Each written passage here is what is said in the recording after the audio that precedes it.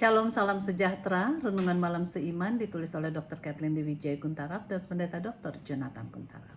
Judul renungan kita adalah Terang dalam Kegelapan. Demikianlah hendaknya terangmu bercahaya di depan orang supaya mereka melihat perbuatanmu yang baik dan memuliakan Bapamu yang di sorga.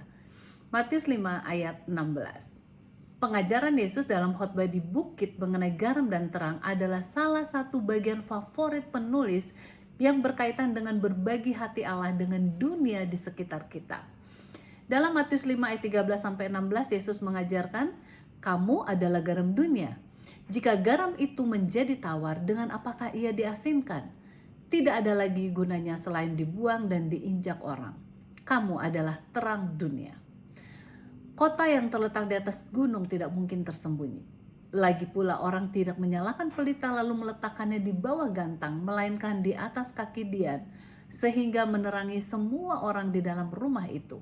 Demikianlah hendaknya terangmu bercahaya di depan orang, supaya mereka melihat perbuatanmu yang baik dan memuliakan Bapamu yang di sorga.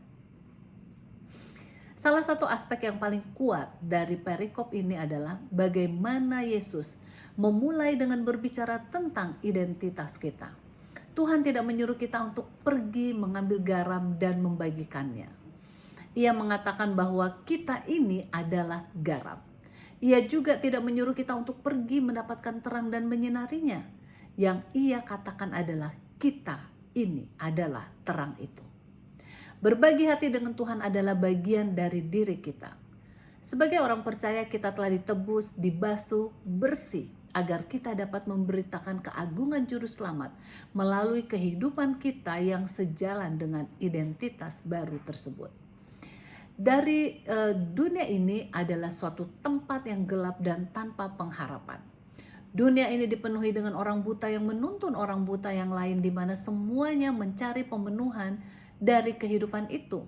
Satu-satunya harapan dunia adalah Yesus dan Roh Kudus sebagai pembimbing sejati dari kehidupan kita. Kita dipanggil untuk mempunyai suatu gaya kehidupan yang dapat mengusir kegelapan di sekitar kita dengan mengabarkan mengenai Tuhan yang kita cintai, yang telah menyediakan jalan keselamatan dan menebus kita.